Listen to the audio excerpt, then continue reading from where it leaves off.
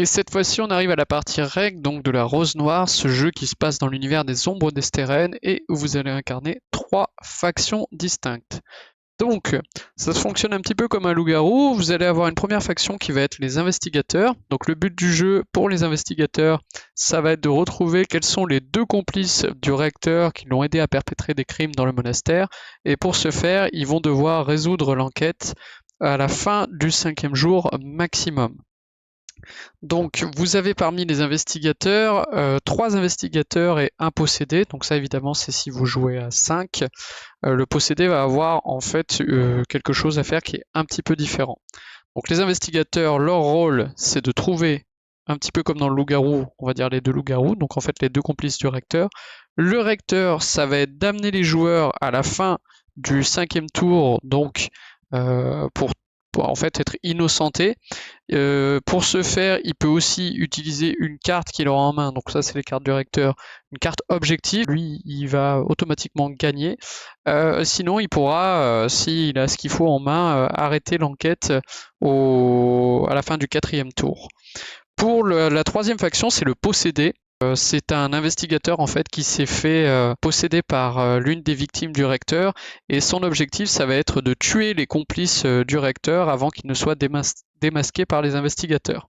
Donc voilà, il y a 3 factions. Vous avez d'un côté le possédé, de l'autre côté le recteur et enfin en dernier les investigateurs.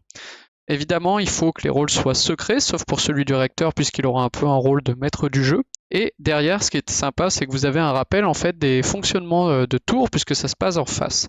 Donc au début, vous avez la journée qui concerne les enquêteurs. Donc les enquêteurs vont avoir des jetons enquête où ils vont les poser sur les différents suspects.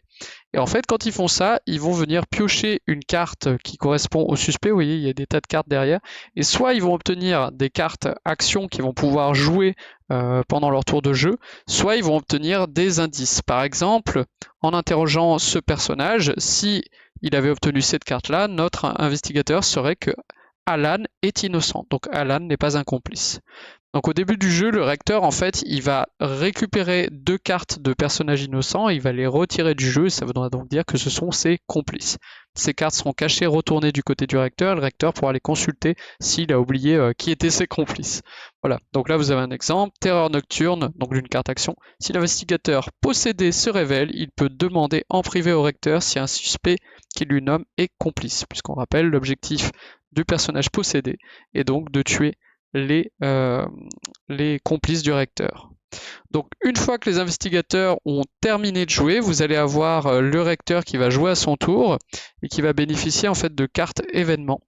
D'ailleurs je vous ai pas précisé, mais ce jeton là c'est la carte premier joueur, ce jeton là c'est le temps. Donc quand on a fini en fait toutes les phases d'un tour, donc je vous rappelle qu'ils sont ici, on passe au tour suivant et ainsi de suite. Il va pouvoir jouer des cartes, il va pouvoir défausser des cartes et il va aussi pouvoir tuer un des personnages. Alors ce qui se passe quand il tue un des personnages, on retourne la carte pour que ça devient une pierre tombale et en fait toutes les cartes du personnage sont mélangées et elles sont mises dans le cimetière. Alors au début quand il n'y a qu'un seul personnage, ça va mettre un peu le foin, mais on sait encore que c'est lui, donc c'est pas trop problématique. Le problème c'est que le recteur appelle par la suite le possédé.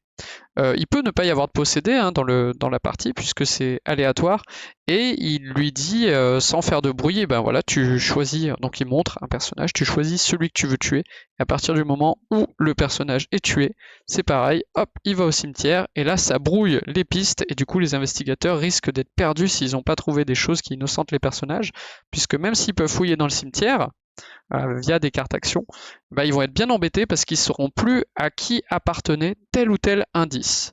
Donc sachant que dans les indices, ils vont avoir 3 types de cartes. D'accord ? Ils vont avoir les cartes actions qu'ils peuvent utiliser pendant leur tour pour effectuer des choses. Ils peuvent avoir une carte qui va innocenter un personnage, donc là ça c'est vachement chouette parce qu'ils savent du coup ce qui se passe, sachant qu'ils n'ont pas le droit de communiquer, les investigateurs, puisque parmi eux il y a un possédé. Et enfin, dernier point possible, ils peuvent avoir une carte piège qui est en fait en faveur du recteur et qui va compliquer un petit peu l'investigation pour justement l'équipe d'investigation. Voilà, donc là vous avez interrogatoire, profanation, donc différents types de choses que peut mettre en place le recteur. À la fin de la journée, les investigateurs doivent voter pour les complices, alors ils doivent automatiquement donner les 2 noms de complices en disant bah, c'est lui ou lui. Et en fonction du nombre de joueurs que vous êtes, le vote ne sera pas le même. Par exemple, si vous jouez à 3, donc il y a un recteur et 2 investigateurs, parmi les investigateurs, il peut y avoir ou non un possédé. Donc le vote là, il doit être unanime. Les deux doivent voter correctement. Mais vous l'aurez compris, le possédé, lui, il n'est pas censé aider l'investigateur. Donc ça crée une règle bien particulière. Si un investigateur suspecte que le deuxième investigateur est possédé, dans ce cas-là, il peut, mais il n'est pas obligé de dire « tu es le possédé ». Et s'il est le possédé, eh bien du coup, le possédé n'aura plus le droit de voter. En fait, l'investigateur, dans ses recherches, va voter tout seul, ce qui va quand même bien l'arranger. Si par contre, ce n'est pas un possédé, mais ce sont 2 investigateurs qui n'ont pas réussi à se mettre d'accord, là, ça met directement fin au jeu, et c'est le recteur qui a gagné. Donc il faut être très vigilant là-dessus. Donc il faudra qu'il y ait un vote à la majorité pour que les investigateurs désignent les complices du recteur, et le recteur ne pourra répondre que par incorrect ou correct.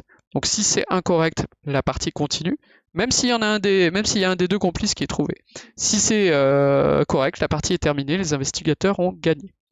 Vous avez une composante un petit peu jeu de rôle également, puisque il est possible d'incarner des rôles de personnages avec des traits de caractère sur comment les jouer, et vous avez également un background de personnages.